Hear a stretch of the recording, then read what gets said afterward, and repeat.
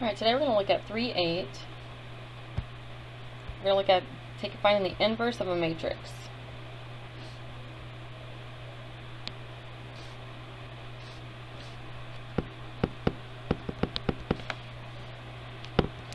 So, if A is equal to A, B, C, D, then this is called the inverse of A, and that's what we're going to find.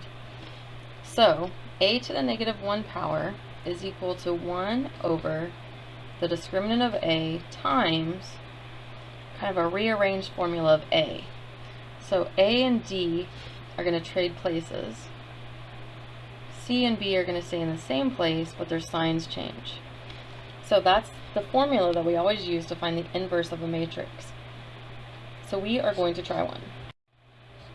So let's look at the inverse of matrix A. So if A is equal to 3, 8, 2, 5, we want to know what the inverse of A is equal to. So we're going to, step 1, we're going to find the discriminant of A. So we're going to start at the 3 and multiply it times the 5 minus the 2 times the 8. We're going to get negative 1.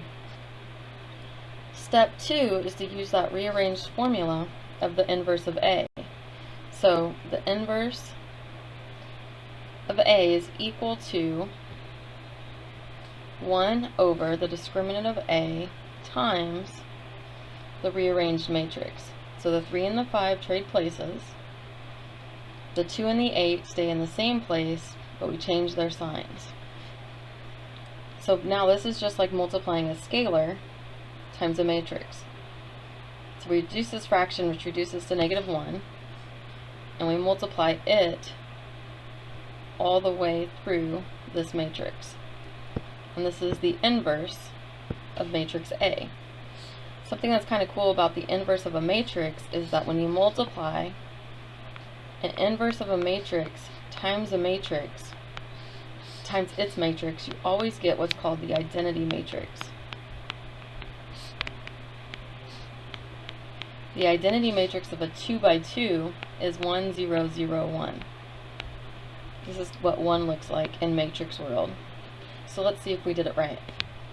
We're going to take negative 5, 8, 2, negative 3, our inverse matrix, times our regular matrix.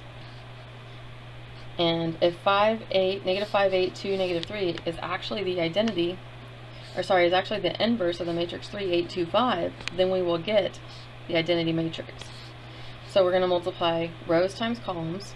So we're going to take the negative 5 and the 8 times the 3 and the 2. So we're going to get negative 15 plus 16, which is 1. So far so good. We're going to take the negative 5 and the 8 times the 8 and the 5.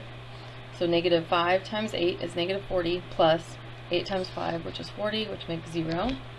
That's good. Now we're going to go to the second row. We're going to take the 2 and the negative 3 times the first column, the 3 and the 2. So 6 plus a negative 6 is 0. I'm going to take the 2 and the negative 3 times the second column.